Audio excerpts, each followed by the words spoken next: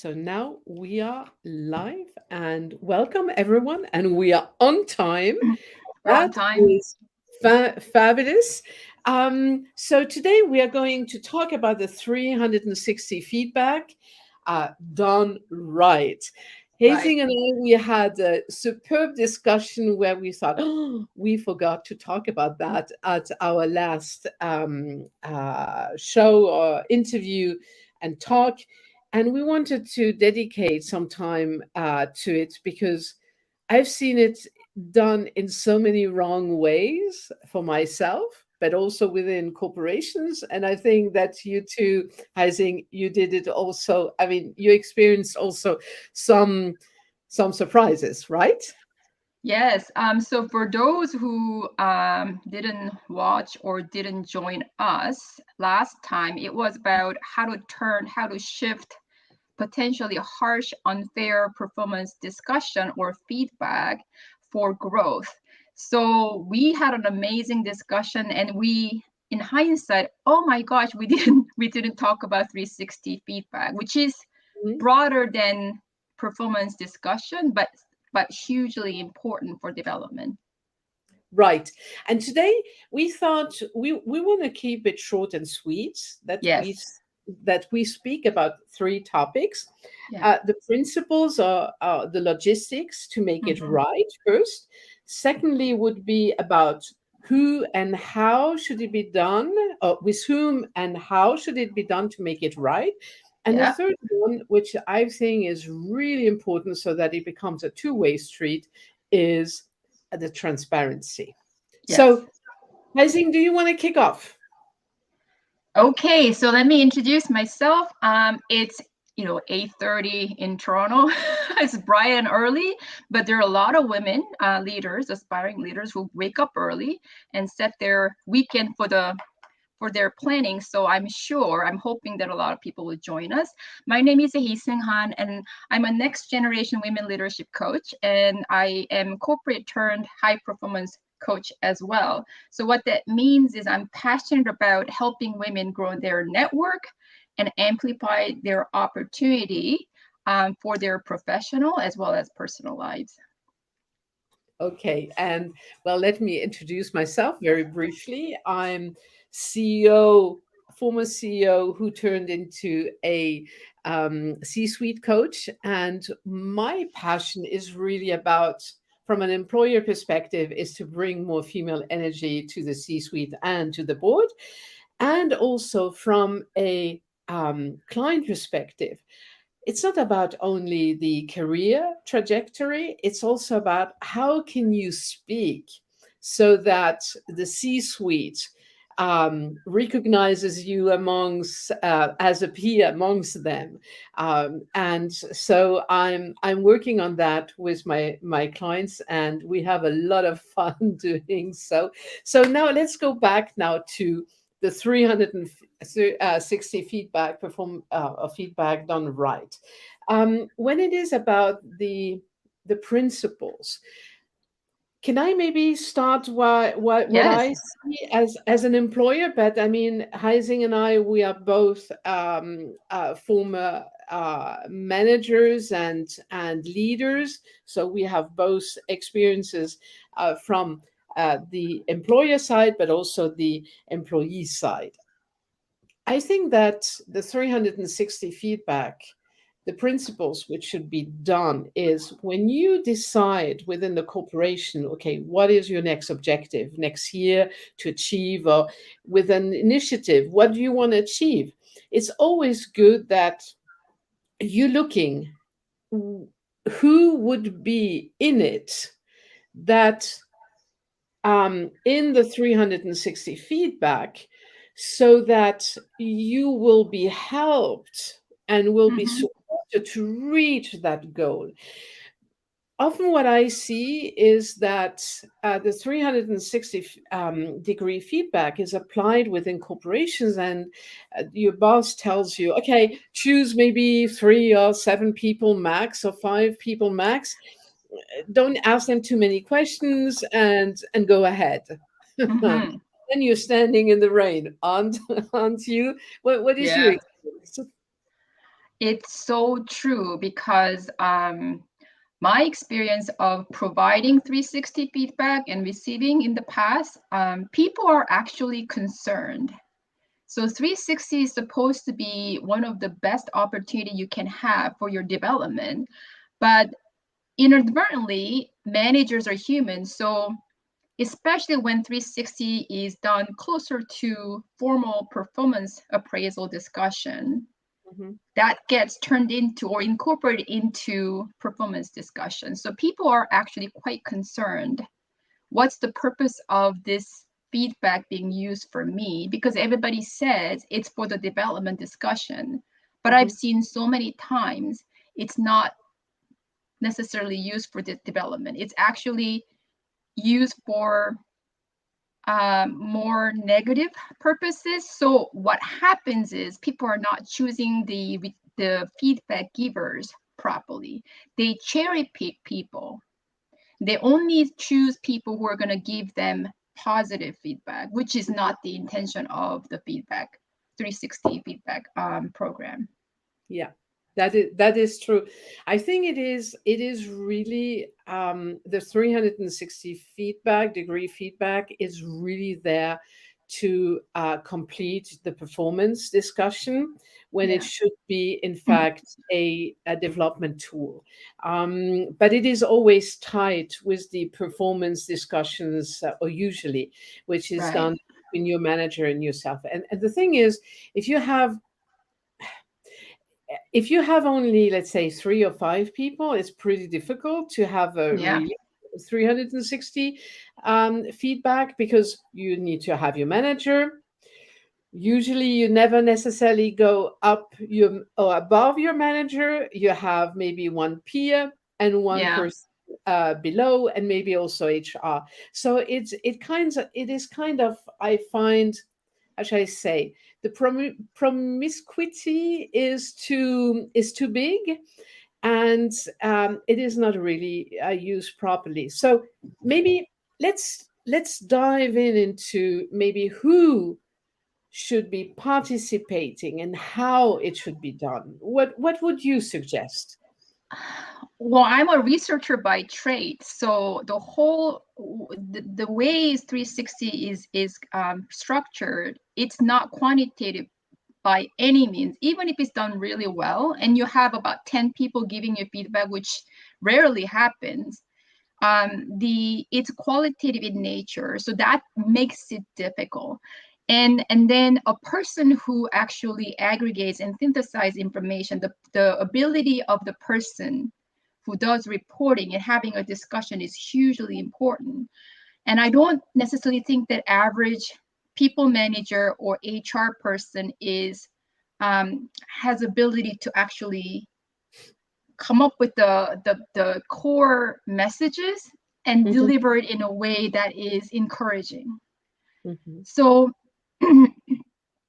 that's pretty much one. And I, because I was in research and analytics, and I've seen my colleagues going through 360. So it's in hindsight, because people who are actually being put through the process know more about how to analyze or synthesize information. So there is skepticism.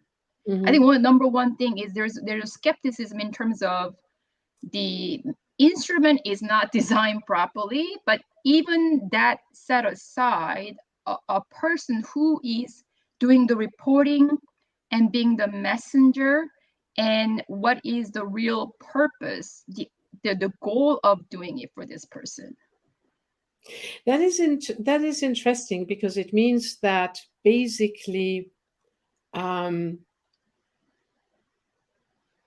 were you using automated tools? Because I always used, okay, because that is a real important point, and it brings us basically already to the third point. So maybe let's treat the two together. Okay. I think that they should no one be intervening or filtering the comments. because there should be transparency. You, as the receiver of the feedback, should be able to read everything. Because Mm-hmm. what is the purpose if you just highlight, maybe, as you were saying, filtering one or two, maybe, points, which are always biased? If you, I mean, whatever you do, also the data, the number of inputs you're getting is not sufficient data for you to really put something together which is neutral, or which is, scientific. So by no means, as you said it. So I would say that whomever you're choosing, their comments, you should be receiving them also, Mm-hmm. being Mm-hmm. able to see them, because it also forces the other person to be careful in the way they're framing their responses. Right, right. Yeah, so number one thing is the measurement tool. A lot of large corporations hire a vendor, third-party vendor to administer these things. But like in any measurements, like it's what are you asking? So what's the purpose of us doing it for say hey sing? And then is the metrics and measurement, whether it's qualitative, what have you, is it capturing the right feedback? And Mhm. then the role of interpreter, is that person qualified enough to do so? So that's a kind of outside of today's discussion, but something to think about. Something to think about, because often these things get offered to fairly senior people.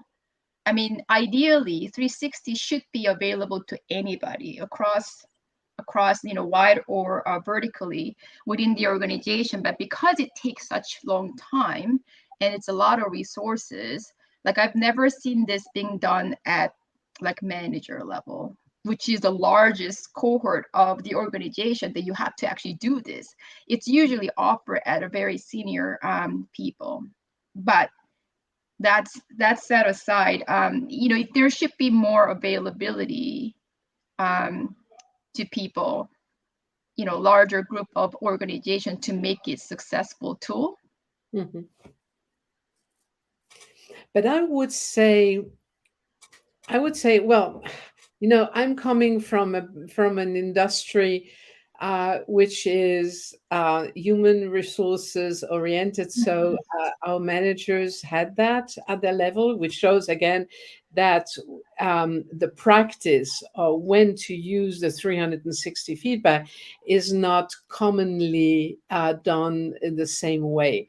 What I would say is, if you have, let's say, you have the impression that your people manager is not feeling well with that, or doesn't know how to use it, I would definitely take the lead on that. Either Yeah. it is a project on which you're working on, which is lasting more than 2 years. Then I would definitely say, okay, for the success, or for me to succeed, or to measure the success of the project, let Mm-hmm. me have you, my people manager, and I would definitely choose someone higher in the rank. I mean, someone who is a stakeholder of this project, an internal one, as Yeah. well as peers, one or two, not more, but also people working in your teams, so that Mm-hmm. you get a good feedback.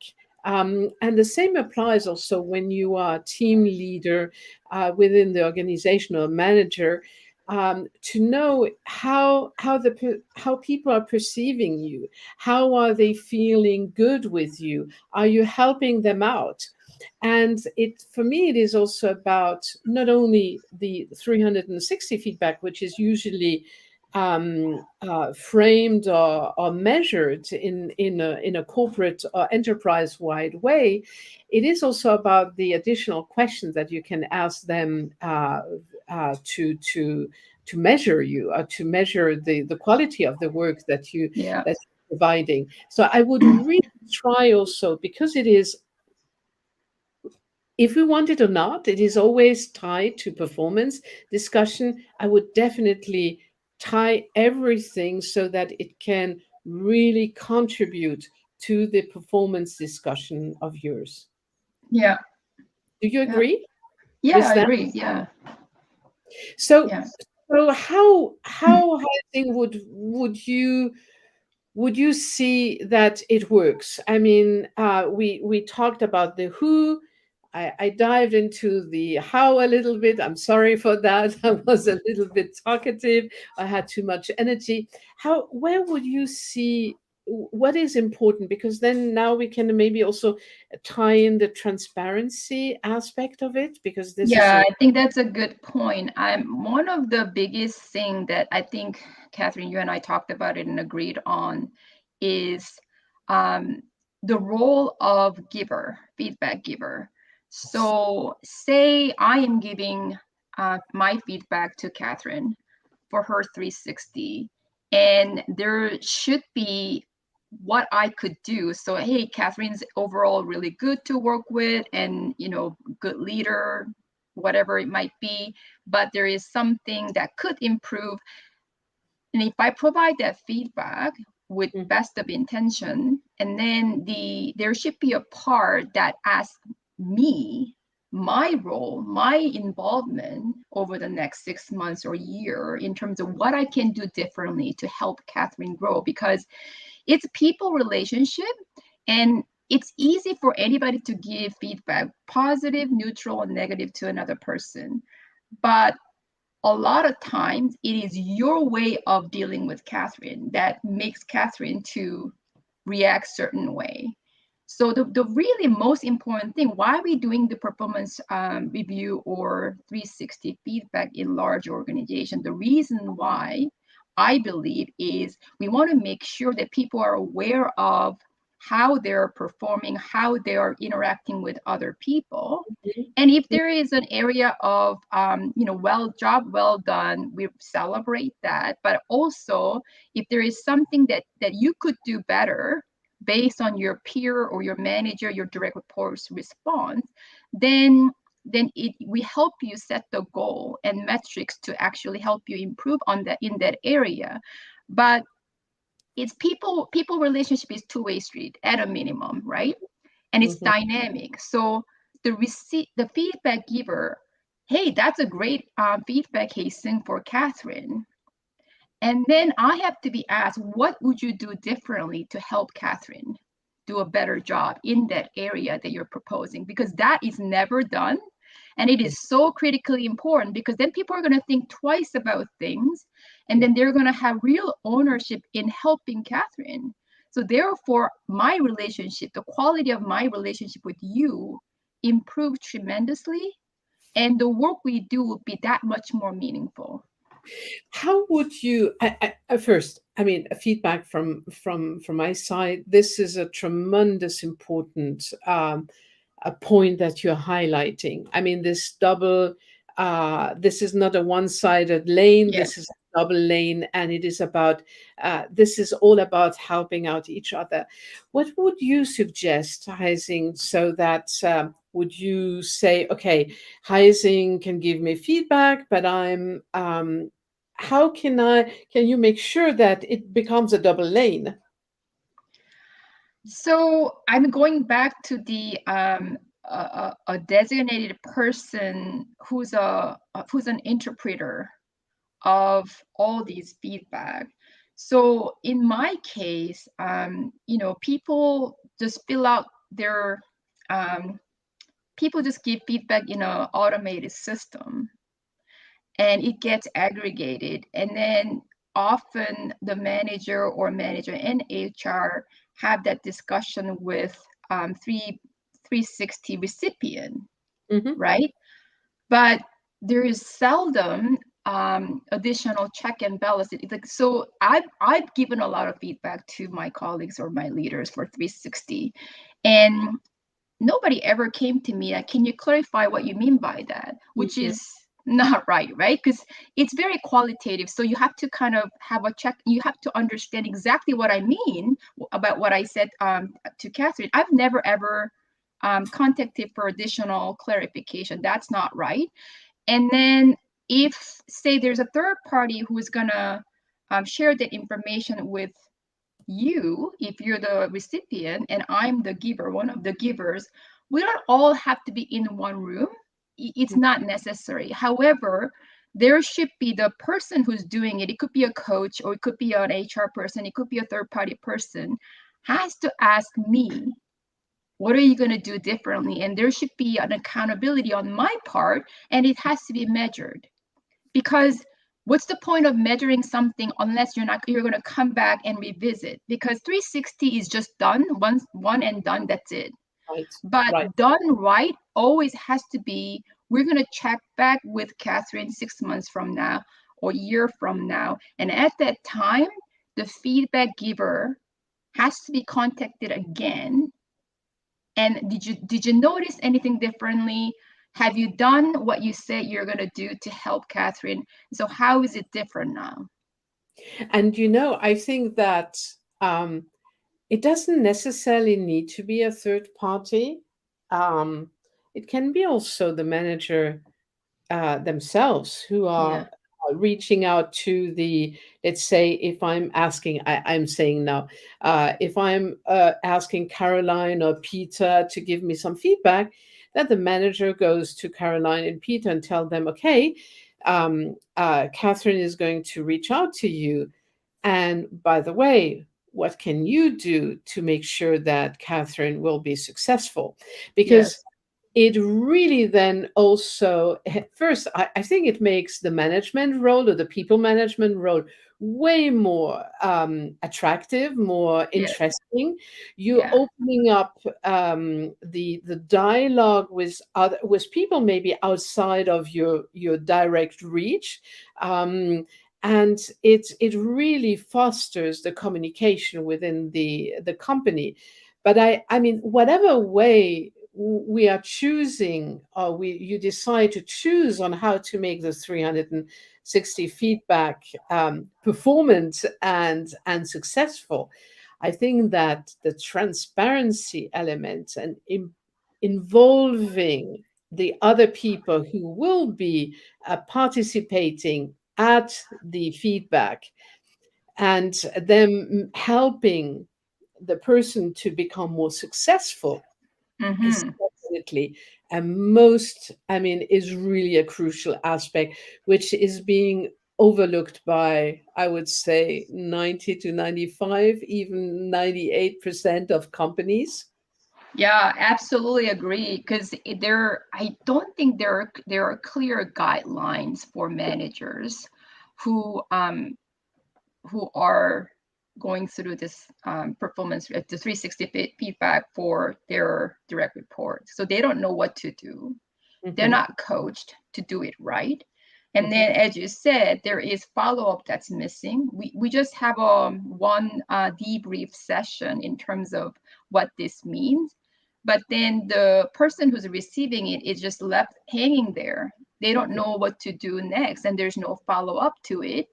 And I think that's probably the reason why it's revisited during performance appraisal, which can backfire, and there is trust issue as well. And the other thing is, as you mentioned, involvement of other people.